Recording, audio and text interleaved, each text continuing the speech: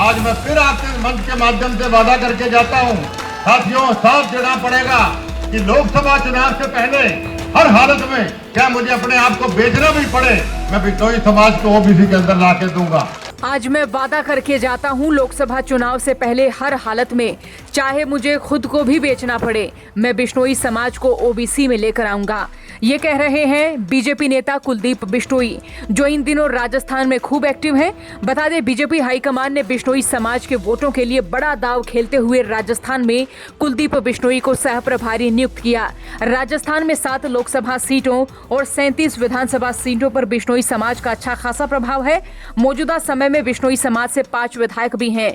BJP Kuldeep Bishnoi के जरिए राजस्थान के बिश्नोई समाज को साधने की कोशिश कर रही है और इसी प्लान को कामयाब बनाने के लिए कुलदीप बिश्नोई चुनावी बैठकें कर रही हैं और साथ ही बिश्नोई वोटरों के लिए बड़े दावे और बड़े वादे भी कर रहे हैं। राजस्थान प्रचार के दौरान तो कुलदीप बिश्नोई ने ये तक कह दिया कि लोकसभा चुनाव से पहले हर हालत में, चाहे मुझे खुद को भी बेचना पड़े, मैं बिश्नोई समाज को ओबीसी में लेकर आऊंगा।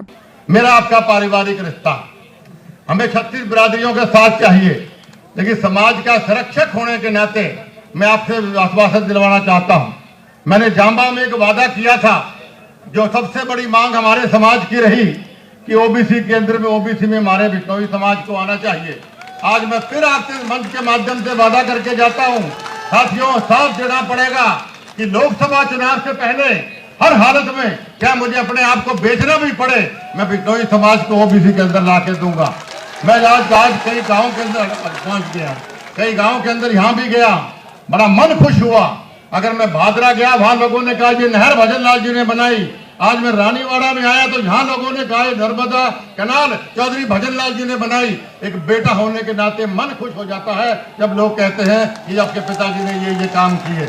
तो सुना आपने, चुनावी मौसम है और किस तरह से वादे दावे किए जा रहे हैं।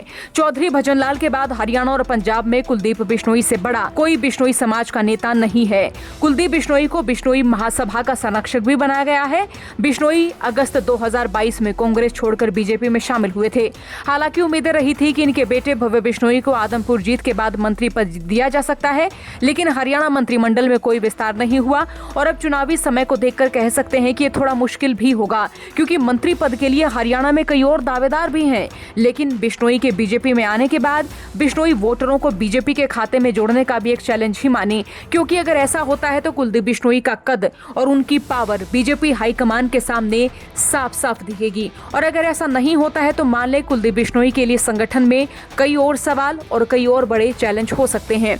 राजस्थान में अपने पिता भजनलाल की पुण्यतिथि पर कुलदीप बिश्नोई राजस्थान में उनकी एक प्रतिमा का अनावरण भी करने पहुंचे थे और इतना ही नहीं, कुछ दिन पहले समाज की एक धर्मशाला की नींव भी रखी गई थी। अब बीजेपी ने राजस्थान का चुनावी रण जीतने के लिए कुलदीप बिश्नोई को बिश्नोई वोटरों को लामबंद करने की जिम्मेदारी सौंपी है। कुलदीप बिश्नोई वादे कर रहे हैं, दावे कर रहे हैं, लेकिन देखना होगा इस अग्नि परीक्षा में वो कामयाब हो पाते हैं या नहीं, बिश्नोई वोटरों को बीजेपी के खाते में जोड़ पाते हैं या नहीं। आपका क्या सोचना है, राय रखिएगा। साथ ही चौगरदे की खबरों के लिए बने रहिए हरियाणा तक के साथ। ब्यूरो रिपोर्ट, हरियाणा तक।